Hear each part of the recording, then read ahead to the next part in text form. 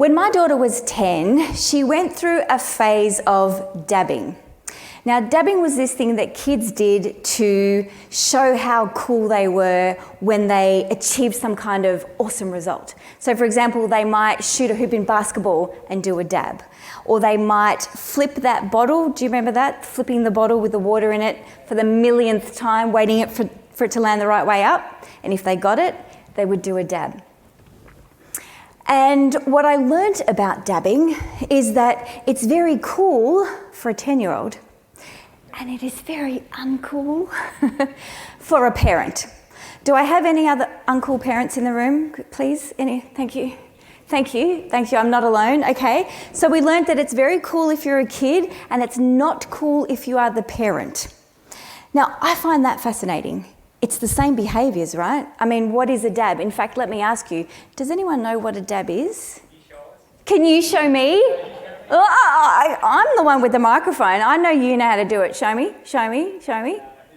Okay, so this is what it is, chicken. So a dab, for those of you playing along at home, I describe as a post-COVID cough. You don't have to cough. Into the sleeve. And a little flare out the back, right? So this is what, there we go, and now he does it. All right, I had to go first, fair enough. So a dab looks like that. Yep, so we shoot a basketball, yes. And we flip the bottle and we go, yes. But I mean, what is that? It's just a collection of random movements. It could have been flip the bottle, yes.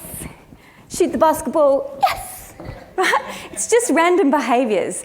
But as a society, we've collectively agreed that that's okay for kids to do. In fact, when they do it, it's cool.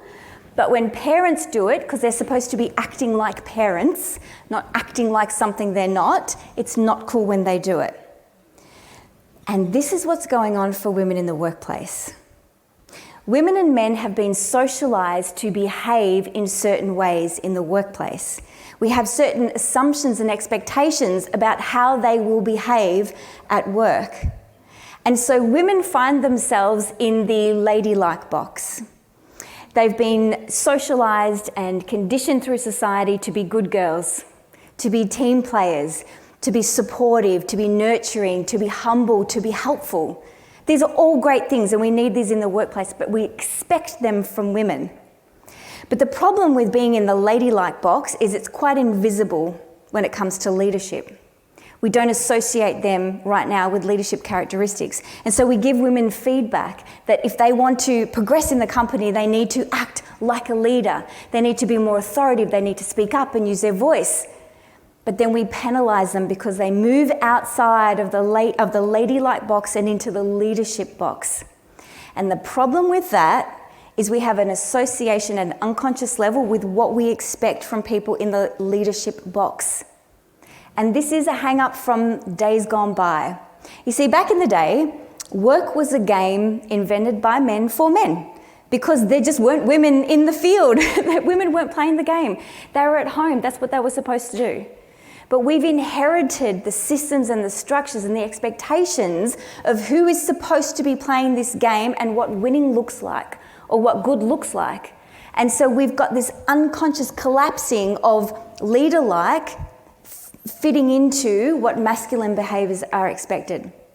So when women are told you need to speak up, you need to be stronger, you need to be more authoritative, and they do it, they get a backlash. So for men, they sound like they've got authority. But for women, it comes out as aggression. A man can be confident, but a woman is, you're a little bit arrogant there. For a man, he can be decisive, but for a woman, she's seen as difficult. Same behaviours. We're all just dabbing people. Same behaviours. Different box, different expectation. And so the problem is, if women stay in this ladylike box, they get penalised, they suffer from the gender penalty.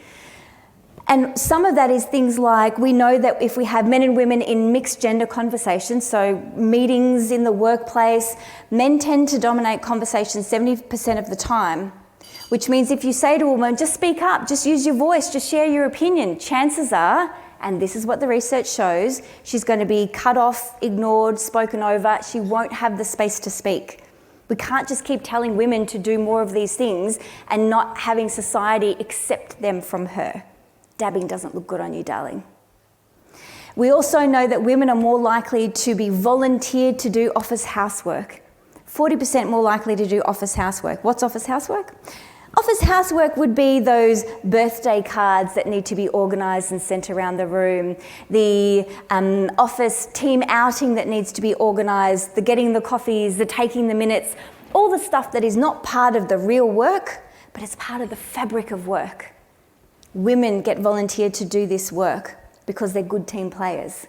But that keeps them invisible. It keeps them in the ladylike box and not in the leader-like box. So what do? We're damned if we do and we're damned if we don't. If we stay in the ladylike box, we're invisible. But if we stay in the leader-like box, we get a backlash because we shouldn't be dabbing. So what do?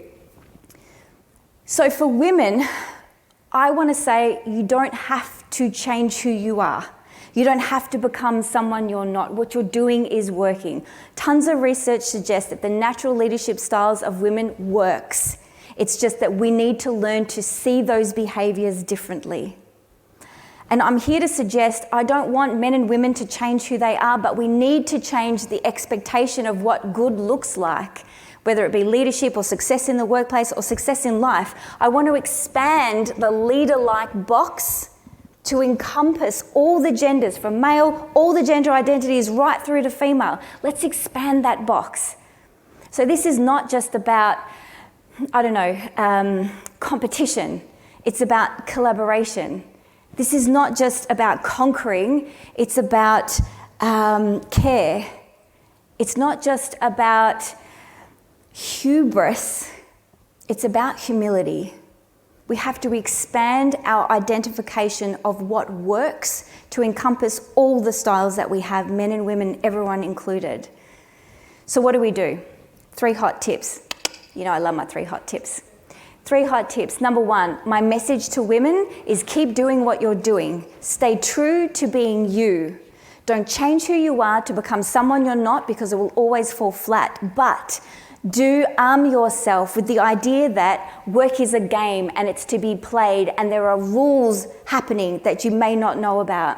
And there are invisible obstacles on this field, and that's okay. You just need to know what they are to know how to navigate them. I've written a book about it, you might want to read it. Men and people in power, people who are in leadership roles in politics, in media, in organisations, ask the question, where are the women? We have to change the systems from the inside. We can't wait for other people to be doing this work. If you're in a room and there's only men in the room, ask yourself, where are the women? Why weren't there women invited? Why aren't women part of this conversation? If you're part of a steering committee or a working committee and you're producing products and services that serve the general public, men and women, be asking, where are the women on these teams, committees, decision-making forums? Why did I see recently on LinkedIn this beautiful office refurbishment of this glass building, beautiful light, windows everywhere, gorgeous, and right in the middle was a beautiful glass staircase? Think about it. And my question was, where were the women as part of this conversation, in the design conversations, in the execution, in the road testing, in the blueprinting? Like, did not one person go, what if you want to wear a dress? But this is what's happening.